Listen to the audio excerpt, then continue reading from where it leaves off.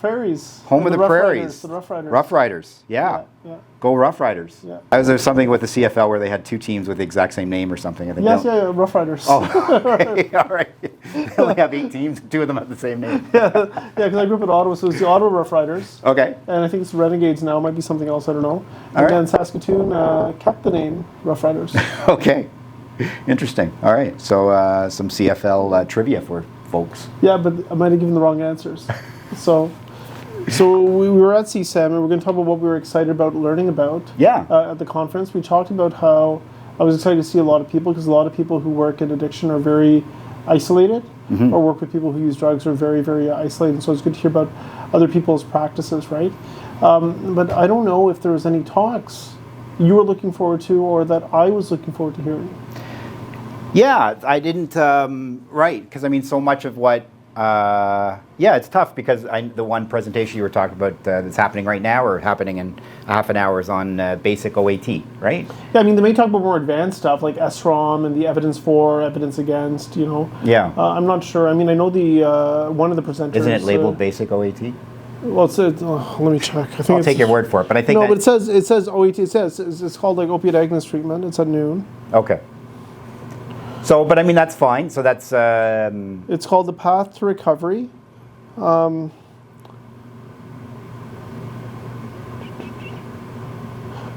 to Recovery with OUDs, is discussing elements to measure, monitor, and supports patients' recovery journey.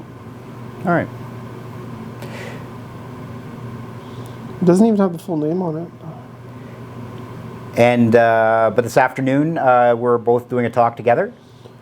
We are doing a talk together, and so this is a training-led session. So we're both on the conference committee, and there's 2 very keen trainees that are there. And they were like, we wanted to do a session with people that have lived experience.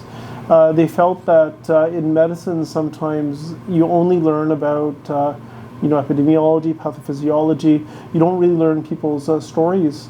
And they thought it'd be worthwhile just to do that, right? And so it's designed like a pizza session that's supposed to be informal. We have 3 people, which you're one of them. And I'm more in the background, and so the 2 colleagues are just going to basically ask some questions about the person and try to take some knowledge that they can bring back into their practice. And depending on the audience, if it's 5 people, it'll be smaller discussions. If it's 50 or 100, it'll be larger groups. But the whole idea that the audience can learn from people that are either using or have used drugs or alcohol and improve the quality of care they provide. So I'm really looking forward to it.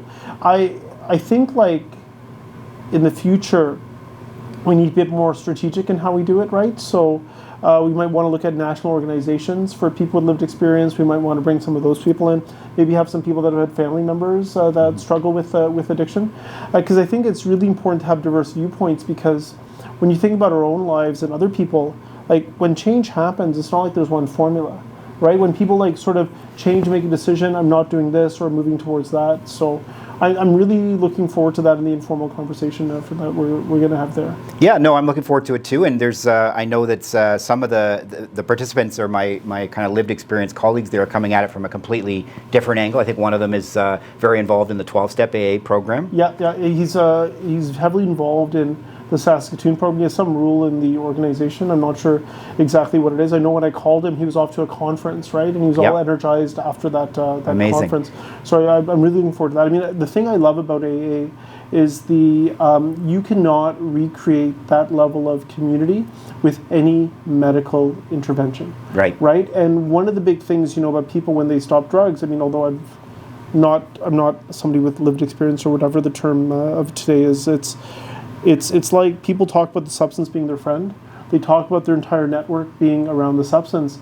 And with AA, all of a sudden you get a whole new community that's also decided that they wouldn't want to move that substance away from their life, right? And so I can't think of a more powerful healing kind of thing. So I'm really looking forward to that.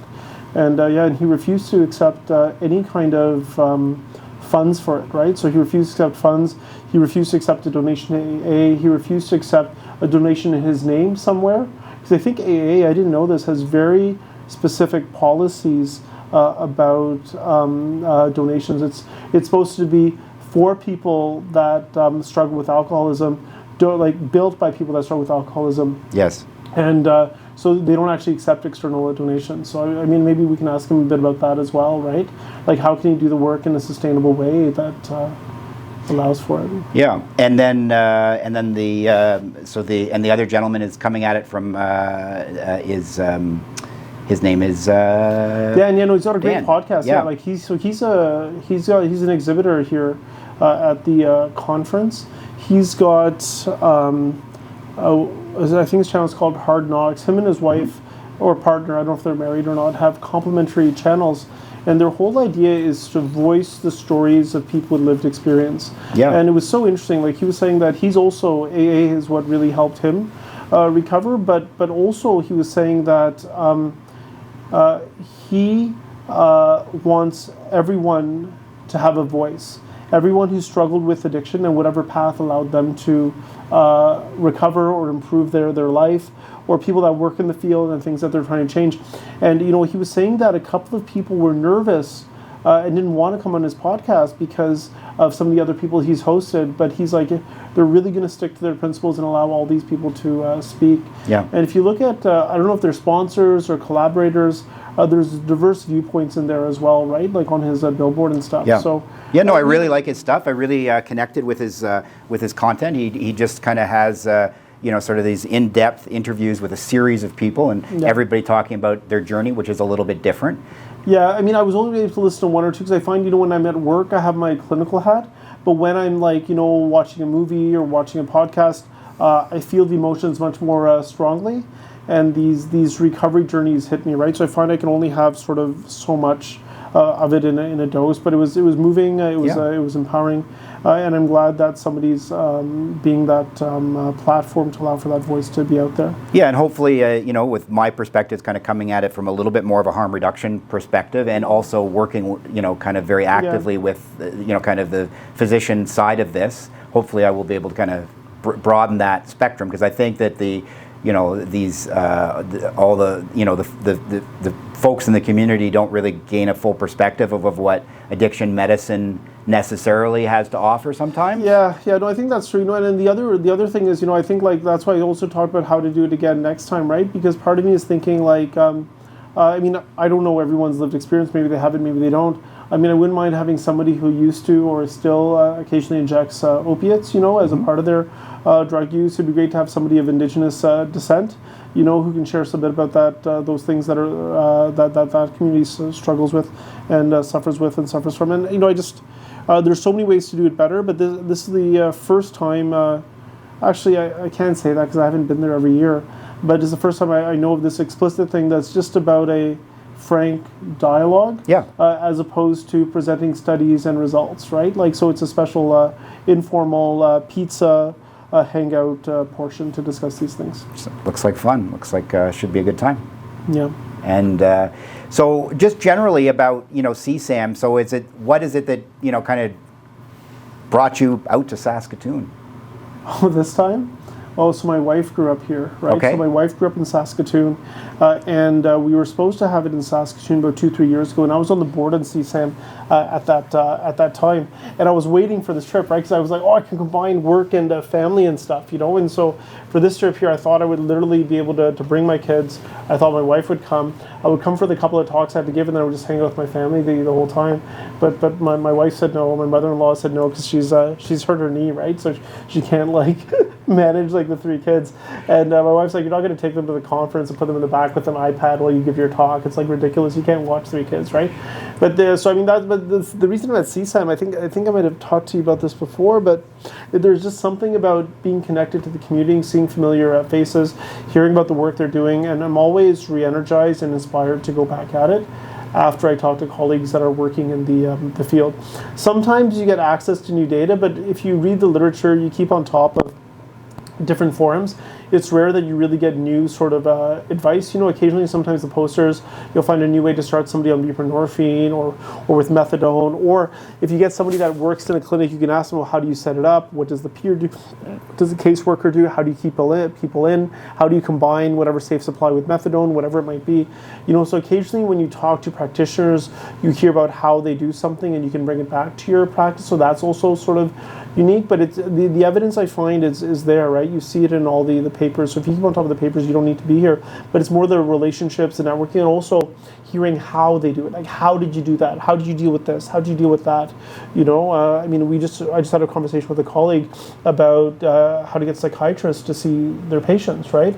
And some of the challenges that they're having in terms of the referral process, getting inpatient beds, all that kind of stuff. And this is stuff that you don't see in papers, you can't read on the news, but it's something that even if there's no solution, just the shared experience is helpful because it allows you to refocus at home, and it normalizes the problem, so to speak, Yeah. And we'll see what happens this year, because this is the first year I'm seeing a lot of non-clinicians present. So typically it's always been like physicians, right? And I think part of it at the initiative is because they've expanded their voting pool. So historically, it's been an organization for addiction medicine docs.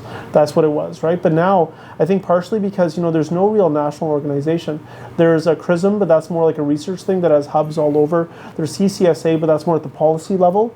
There's nothing directly for clinicians. And we were having a lot of nurses, nurse practitioners, social workers saying, hey, I want some kind of accreditation, right? Or psychologists saying, hey, I want some kind of accreditation, right? And so I think they're really working hard to have that separate path, and that's why they're having a few policymakers speak here, a few other people that aren't the typical prescriber. Well, I think that's one of the reasons that I joined CSAM a year ago, or almost a year ago, as their kind of lived experience advisor, I think, as they're trying to bring in different perspectives. Isn't that one of the reasons? That's exactly why, and unfortunately, I think 2-3 years ago, when they had their conference, there was a whole thing on Twitter where people were really upset because the presenters were, what do they call it? They call it like manels. So it was like all these sort of white men, and so there was all these posts on Twitter. I don't think I want to go. They don't have representation. They don't have this, But in my mind, we're trying to have a place where people can meet and have a dialogue, and we take that feedback and we do our best, and then we just do better next time. And so what we found was the following year, I think we had more representation, in terms of the different speakers, and then this year I think we had the first person who identified. Right, because we've had people with lived, there's a lot of dogs that used to use drugs, or maybe they still do, or all that kind of stuff. And in fact, sometimes that's what brings them into addiction medicine.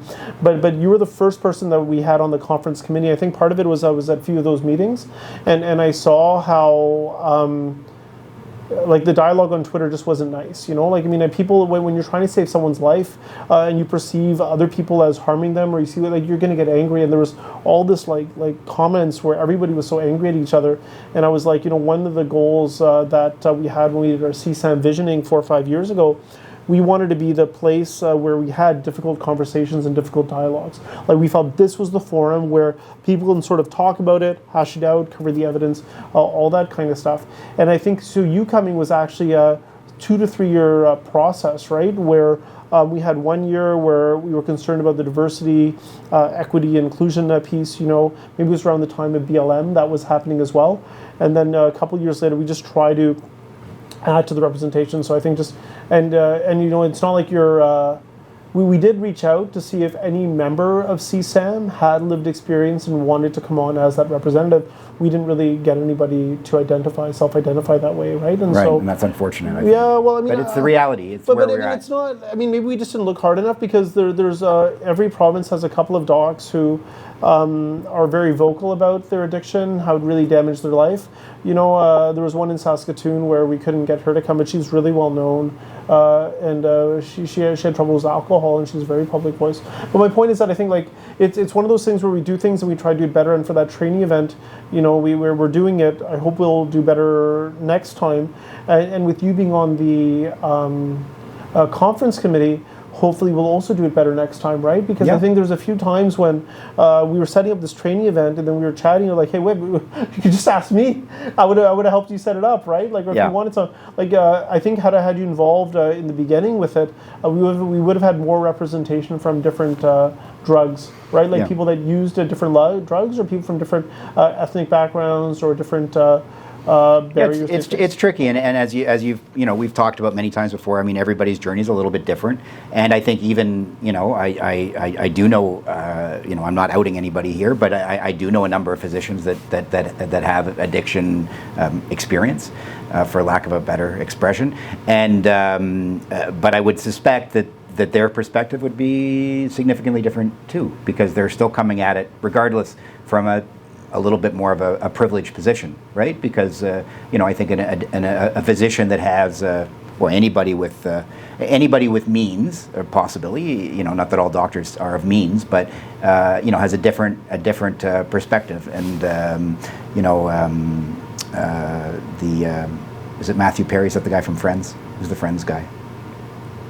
Yeah. Matthew Perry. Okay.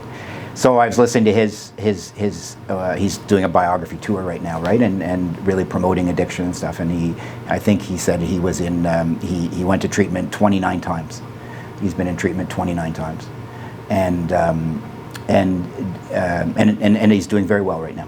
Which is good. I'm glad he's doing well. Which is fantastic. I'm glad he's doing well, yeah. But you wonder about our folks. How many of them have the opportunity to go to treatment 29 times before it works? Yeah. I mean, my mind goes somewhere different. I mean, sure, absolutely. There's no opportunities, there. But I wonder, like, what was the treatment he was going to? What was he paying for, right? And what were they offering there? Like I think, when you have someone that can pay like I don't know how much, 10,000, 30,000, whatever it is for the month. There's this effort or this collusion almost that occurs where the care provider wants you to do well, you want to do well. And sometimes doing well means having very difficult conversations, and like looking in the mirror in a very uncomfortable and way. maybe they're not doing that. Well, actually, I'm making so many assumptions here. I shouldn't even say anything. No, of course. But the places that are $90,000 for whatever it is, the outrageous amounts of money. Whatever they are, like I don't know what they're offering, how they're offering all this. I mean, they have to offer good things, or people wouldn't go there, right? But that's one thing that I wonder. And then the other thing that I wonder, I don't know. At least in Ontario. I mean, obviously, there's a wait, but like, there's programs people can get access to. You just have to line them up. You get on a bunch of wait lists, and then, I mean, the problem is like people are in those states for such a short period of time. Yeah. Right. I mean, so. And there's the waiting list, and then they got to get into detox ahead of time. You're probably just thinking privilege, but I'm thinking like it doesn't matter the level of wealth that somebody has. It's very difficult to. I don't know the right word. Get somebody in a state where they're ready to do the work and ready to 100%. participate. And you know what? It's not been easier for me working with people that are very successful in life. At least from what I found. Oh no, I mean, like, I'm coming from a perspective of I had the means for a large portion of my life to go to treatment. I've never been to treatment. So I never been to treatment in my life. So I can't share that lived experience with people. But because you have to be lined up right at that right moment and have the means and the opportunity to be able to do that. But I mean, we talked about this too. So even though you haven't been to treatment, you had intensive case management, you had harm reduction, right? You got housing, you built. That's all treatment. I get that's right. So now that's what they're saying. Like, no, this counts as treatment. That's why they say housing first. That's why they say all that stuff, right? Right. So the modern addiction care is you did get modern addiction treatment, just one component. Absolutely, yeah. And I wasn't, but not the Matthew Perry. So I mean that was a bit of a tangent, but I think it's important because it's just there's so many different viewpoints on all this stuff, and people are dying and people are suffering and people want to get better, and sometimes people want to but they don't know how, and some people don't want to. They're in the state where they want different things, And my hope is that with whatever we end up doing, either together or separately here, people can see that we're coming in with the best intention possible. Absolutely. And we're very open to feedback to improve. And so I'm nervous about the trainee-led people with lived experience session, but people are getting funds, to come. We're giving pizza, and it's really sort of framed as a bit of a dialogue. And I'm a bit nervous about the lack of diversity in terms of ethnicity and gender, and I'm also nervous about the lack of diversity of different like substance use, right? Because I don't think we have people that are actively using. You don't have people actively using, but you have somebody. You've got I think you got the alcohol people. You got the crystal meth people. You got a variety of substances being. Yeah, and I think between the three of you, at least from chatting with Greg, who's going to be there, they like you guys know, right? So you've seen some of the suffering, you've seen some of the harm, you've worked with people, alongside people, people that are trying to help this, and so you really have a good idea of the landscape, and it'll be really interesting to have the discussion with the people from Saskatoon, because a lot of those services we have in Toronto have been banned here. right? So they're actually like some of these overdose sites, they're actually still operating illegally, and Yes.